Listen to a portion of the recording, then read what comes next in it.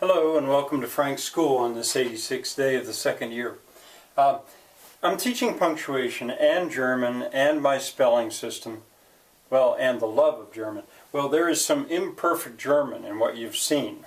I try to put correct German on there, but I can't always do that. But I just needed to say that. Don't trust that it's just right. All right, the story goes on, and I've got German on there now, but for those who only want to learn to punctuate, all you need is this line here. The farmer speaks, it goes on. This is not indented. This is still the farmer speaking, and he says to the rooster, "You are a self-abasing, good-for-nothing." Well, self-abasing, I don't know if anyone would ever say that word, but it's what came to mind for me, because I wanted to show what this requires is a hyphen. When you put those two words together, self-abasing, that's that hyphen which you've seen before. And then good for nothing. Well, that's a single noun. Good for nothing. Three words, sort of, but it names a single thing. And so that can be hyphenated. Good for nothing. Now, we need, of course, a period here. And this is quotes. He is still speaking, I think, so I don't need to open quotes here. I think quotation marks are still open.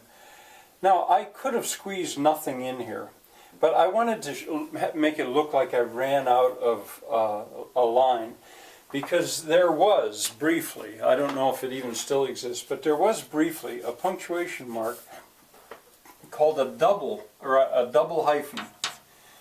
It's like a sloped equal sign. There are two reasons to hyphenate this. One reason is that if good for nothing were right in the middle of a line, you would hyphenate it. And another reason is if the word nothing, nothing, if you had to do that, of course you would hyphenate that to show that the rest of the word was on the next line. So you've actually got two reasons. I don't recommend you use that. I don't think a modern reader, or even maybe an old reader, would recognize it. But in my authority, which is Webster's 9th New Collegiate Dictionary, it shows it. And I thought, well, why don't I show that sometimes you run into that position, for clarity's sake, that you need... See, if you only had one, the whole word could be for nothing, which is not an English word. Well, I just threw that in there for you. All right, now what we actually say. This is the second audience I'm teaching to now. If you're only interested in punctuation, you're finished with the video. The sounds that we Americans make here go like this. You are a self-basing, and you probably would say basing, you would probably say it like that, because that is not the kind of word that you would say in dialect. Good for nothing. Good, there's that O sound. Good for nothing. Nothing. And again, it probably would say nothing. Now near here, a little bit to the north, they would say nothing, nothing, where it would be the vowel would change. But where I live, it would be nothing. That was the spelling for pronunciation. Let me try it again. You are a self-abasing, good for nothing. Yeah, and I suppose the hyphens could go in there. Nothing. All right, let's get rid of that, because that could just be confusing. Now, literally, what's being said, if you want to learn German, and a place to start is to know certain German words. Well, here are German words without this really being German.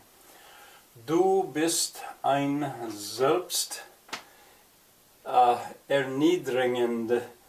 You would not say that in German. That end at the end is like saying ing. But in English, we use ing a lot, and in German, you can use it, but you would not here, I don't think. Gut für nichts. But that does not make sense in German.